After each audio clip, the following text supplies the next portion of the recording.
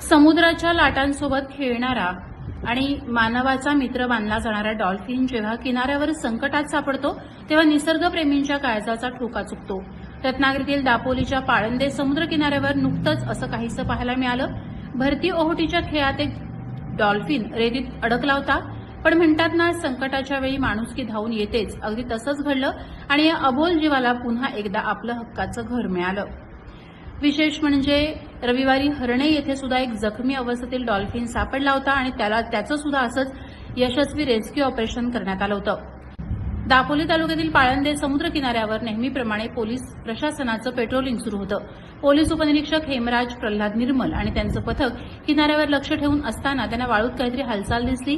जवळ जाऊन पाहिल्यावर लक्षात आलं की एक डॉल्फिन रेतीमध्ये अडकलाय।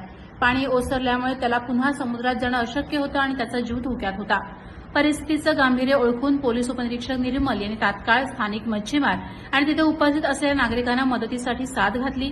डॉल्फिन हा अत्यंत संवेदनशील प्राणी आहे, त्यामुळे त्याला कोणतीही इजा होऊ नये याची सर्वतोपरी खबरदारी घेण्यात आली।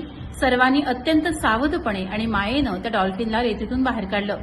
सर्वांच्या सामूहिक प्रयत्नानं या डॉल्फिनला हळूहळू खोल पाण्याच्या दिशेनं नेण्यात आलं। थोड्याच वेळात तो डॉल्फिन पुन्हा एकदा पाण्यात स्थिरावला आणि सुरक्षितपणे पोहत समुद्राच्या दिशेनं निघून गेला।